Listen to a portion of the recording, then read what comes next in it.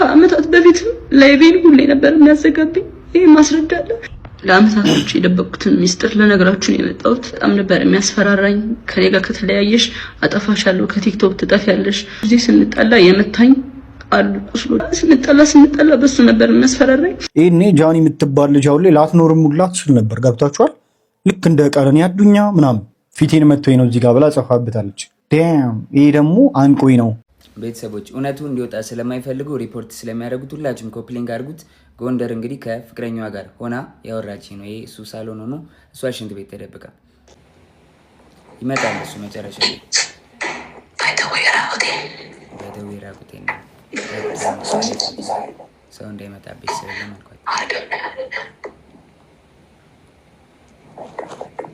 በቃ አልኳት። ቻው አልኳት። ዘጋሁት።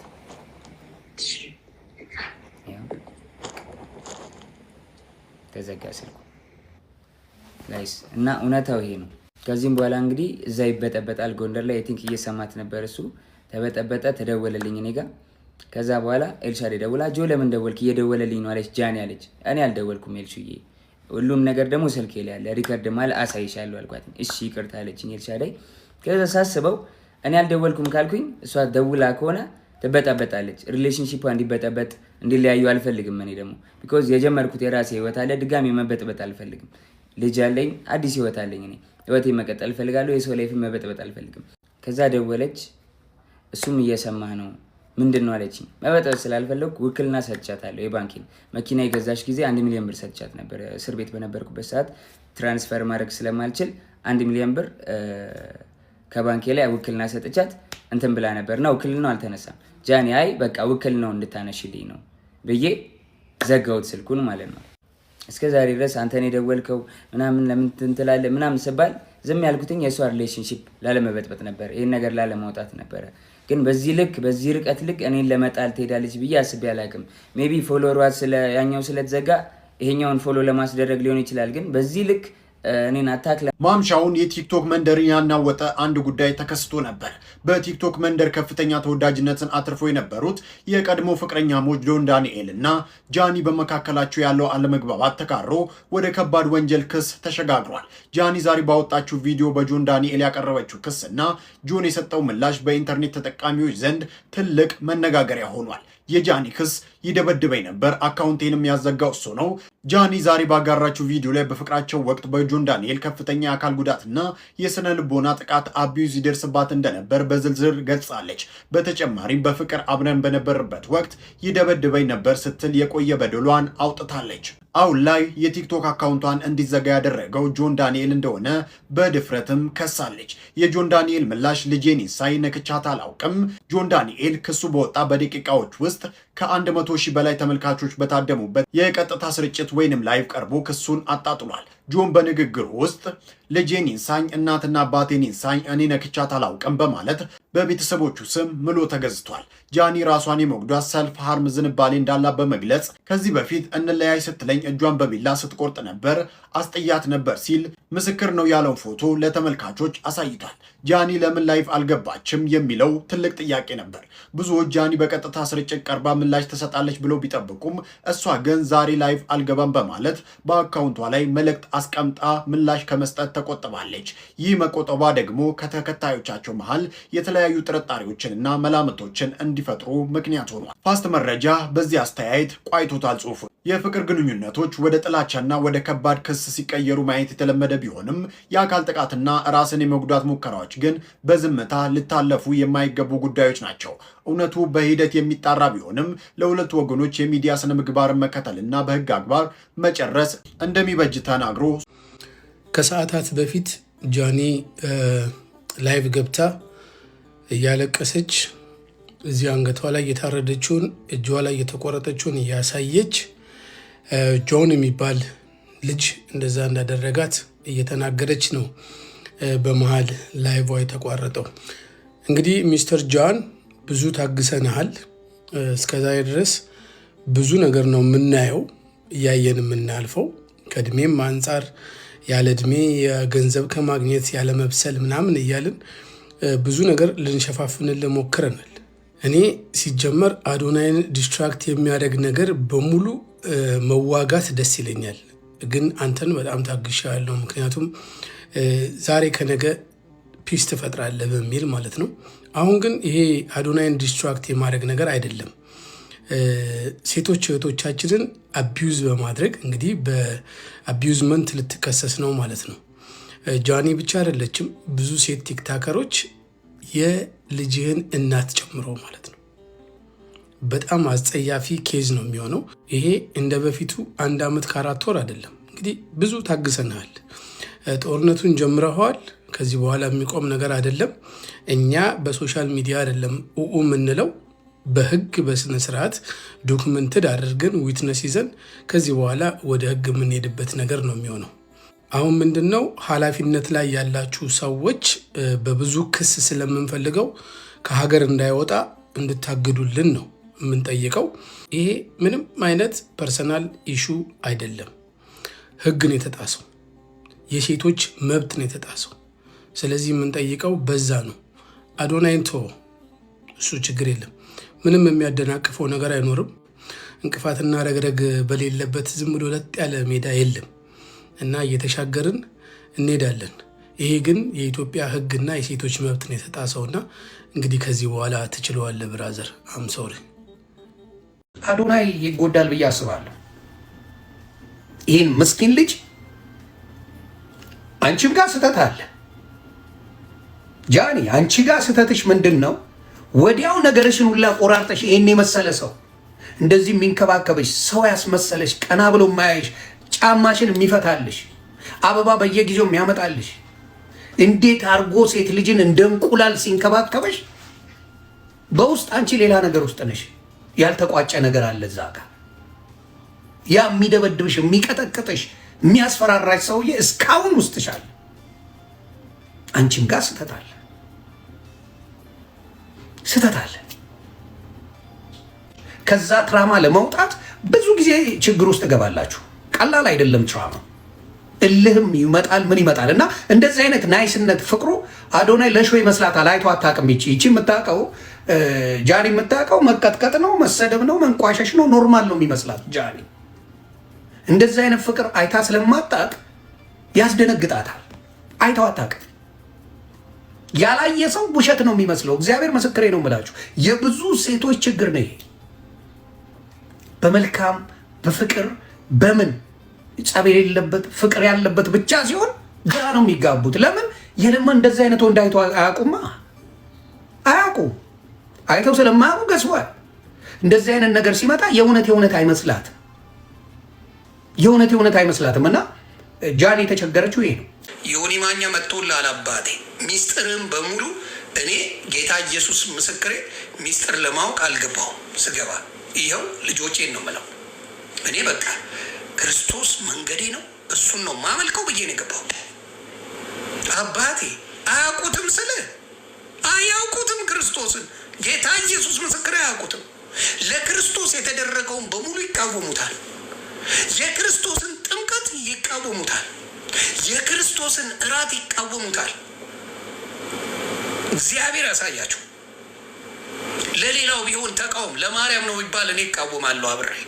ለገብርኤል ነው ቢባል እቃወም። ለክርስቶስ የተባለውን ጥምቀት ይቃወሙታል። ለክርስቶስ የተባለውን ለድህነት የምትጠመቀውን ጥምቀት የሚቃወም ህዝብ ሆኖ አገኘሁት። የአውሬ ስብስብ፣ የትዕቢተኛ ስብስብ፣ ድኛለሁ ብሎ ደረት የመንፋት የባለጌ የጋጥ ወጥ ስብስብ። ፈተና ሳትፈተን መዳን አለ እንዴ? በየትኛው መንገድ ነው? ምድር ላይ ራሱ ብትሄድ እኛ ያረጋገጥነው ድህነት አለ የለህም አባ። ለምን? በሌብነት ትመላለሳለህ፣ በኃጢአት ትመላለሳለህ። የመጨረሻው ፍርዱን እሱ ካልፈረደ በምን አድርገህ ልትገባ ነው? ከክርስቶስ በላይ ሆንክ እኮ። በጽድቅ ካልተመላለስ ክርስቶስን ማግኘት አትችልም። ለምንድን ነው ታዲያ ዲያብሎስ የተከሰሰው? በኃጢአት ስለወደቀ አይደል እንዴ? በኃጢአት ከወደቅ በአናት ከተተከልክ ጽድቅ የለህም። መላልሰ በኃጢአት የምትወድቅ ከሆነ ጽድቅ የለህም። ማን ነው አጭበ አጭበርባሪ፣ ሌባ ያስተማረ አንተ። አያችሁ የእናንተ ችግር ምንድን ነው? በኃጢአት አትስሩ ባትሰሩም ይላሉ። አንደኛ ዮሐንስ ላይ ምዕራፍ 1 ላይ ስታነበው ጠበቃ አለን። ማጭበርበሪያ መንገድ፣ ሌብነት፣ መዝረፍ እችላለሁ ጠበቃ እስካለኝ እያሉ። ጠበቃማ ገንዘብን ለማግኘት ቦጥቦጦ ይበላል። ክርስቶስ የሞተልህ እስከ ዛሬ የሰራነውን ኃጢአት ይቅር ብሎናል፣ ወደፊትም ይለናል። ግን አውቀን በስተት ይላል። በኦርቶዶክስ እምነት አውቀን በስተት አውቀን በድፍረት ሳናውቅ በስተት የሰራሁትን ኃጢአት እግዚአብሔር ይፍታኝ ተብሎ ነው ጸሎት የምታደርገው ኦርቶዶክስ። አውቀ በድፍረት የምታደርጋቸዋል፣ ሳታውቅ በስተት ደግሞ አሉ። እግዚአብሔር ይፍታን፣ እግዚአብሔር ይፍታን። መስቀሉ የክርስቶስ ነው። ለምን ታዲያ አንተ ቤት አደረግከው? መስቀል ትቃወማላችሁ። ለምንድን ነው የኦርቶዶክስ አባቶች መስቀል የሚይዙት? መስቀል ማንን ነው? መስቀል የያዘ ሰው ማንን ነው የሚያመላክተው? ዩተመይ መስቀል ማንን ነው የሚያመላክተው? የክርስቶስን ስቃይ፣ የክርስቶስን ስቃይ መከራ ድል የተነሳበት አይደል? መስቀልን ስትይዝ ምንድን ነው የሚመላክተው? ሌላ አይደለም። የክርስቶስ የሆነውን በሙሉ ተቃውሞ እነሱ መጋዘን ውስጥ ግን መስቀል ያደርጋል። ከዛ ኦርቶዶክስን አታርጉ ይላል። መጋዘን በሙሉ የጴንጤ መጋዘን ብትሄድ መስቀል አለው። ለምን ያረክበት? አታምንበት፣ አትፈልገው። ምን ያደርግልሃል? ምን ያደርግልሃል? ንገረኝ፣ ምን ያደርግልሃል? መጽሐፍ ቅዱስ የገዛው መጽሐፍ ቅዱስ በሙሉ ገና ሳትገጠው መስቀል ነው ያለው። ለምን የማያስፈልግ ከሆነ የትኛው መጽሐፍ ቅዱስ ላይ መስቀል ለምን ፊት ለፊት ተደረገበት? ስትገልጠውም ፊት ለፊት መስቀል ነው ያለው። ለምን ተደረገ? መልስ የላችሁም። አውሬነት፣ ትዕቢተኝነት ስላለ እንጂ መስቀል የክርስቶስን መከራ በዛ መስቀል ስታይ እዛ ላይ ሆኖ ክርስቶስ እንዳዳንን ከመከራ እንዳወጣን ማሳያና መግለጫ ነው። መስቀል ቤዛ ነው ብሎ መጽሐፍ ቅዱስ ያስቀምጠዋል። ያንን የምትቃወሙ ሰዎች ናቸው። የክርስቶስ የሆነውን በሙሉ ተቃውመ የክርስቶስ ነኝ እንዴት ይባላል? እንደው በጭንቅላት የምትጾመው ለክርስቶስ ከሆነ፣ የምትጸልየው በክርስቶስ ከሆነ፣ መስቀሉ የክርስቶስ ከሆነ፣ ጥምቀቱ ለክርስቶስ ከሆነ፣ ቁርባኑ ለክርስቶስ ከሆነ ምንድን ነው የሚያቃወመ? እስቲ ንገረኝ። ዲያብሎስ ውስጥ ስላለ ነው።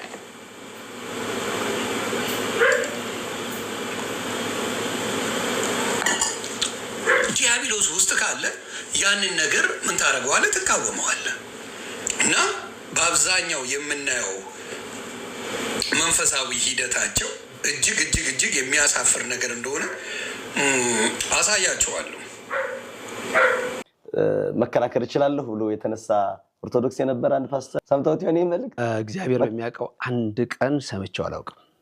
እመብርሃን በምታውቀው ሰዎች ይነግሩኛልና ዓለም ላይ ቦክስም እኮ ኪሎግራም አለው። የቦክስ ውድድር እኮ ራሱ በኪሎግራም ነው እኮ የሚደረገው።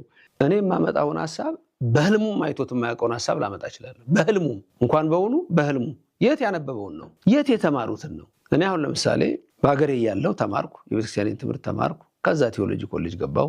ከዛ ውጭ ሀገር ሄጄ ደግሞ ሌላ ብዙ ጥናቶችን አጠናሁ። ሳወራ ከነዛ ባክግራውንድ የተነሳ ነው ነገሮችን የማያቸው።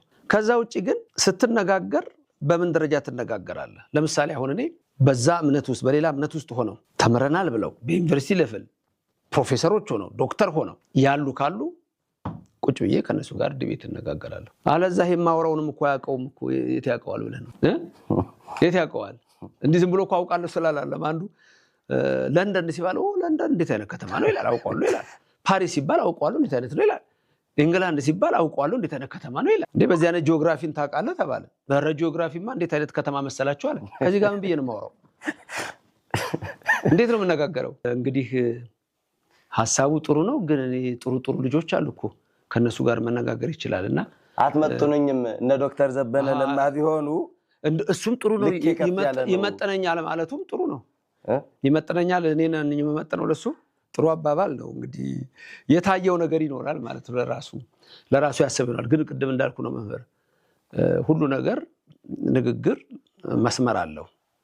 መስመር አለው። በዛ መንገድ ነው እንጂ ነገሮች የሚሆኑት ከዛ ባለፈ የሚሆን ነገር የለም። ስላልሰማሁት እንዳልኩ ሰዎች እንዲህ ብለዋል ከሌ ሲሉ ሰምቻለሁ እና እኔ በዚህ ሁሉ አገልግሎት አንድ ቀን ስማቸውን አንስቼ አላቅም። በአገልግሎት ላይ እውነት ነው አንድ ቀን ስማቸውን አንስቼ አላቅም። ለምን ነው የማነሳው? ከዚህ ቤተክርስቲያን ወጡ ለምን ወንጌል አይሰበክም ብለው ወጥተው ወንጌል አንድ ቀን ሰብከው ያውቃሉ? በፍጹም ከስድብ በስተቀር። ስለዚህ ምን ብሎ ነው ትውልዱስ የሚሰማቸው? አንድ ቀን ወንጌል ሰብከው አያውቁም። እዚህ ወንጌል እንዳሰቡት አሉ። እዛ ከሄዱ በኋላ ወንጌል ይሰብካሉ። ምንም ወንጌል ሰበኩ ብሎ የነገረኝ የለም።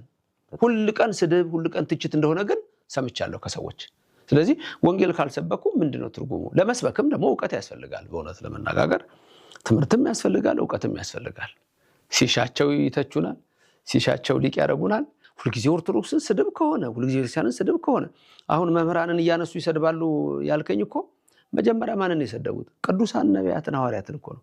እና አቡነ ተክለ ሃይማኖት እና አቡነ ገብረ መንፈስ ቅዱስ እነ ክርስቶስ ሰማ እነ ቅድስት አርሴማ እነዚህን እኮ ሲሰድቡ የነበሩ ሰዎች ናቸው እኮ። እና ባለጌ ሰው ደግሞ ሲሰድብህ አቤት የበረከት ብዛት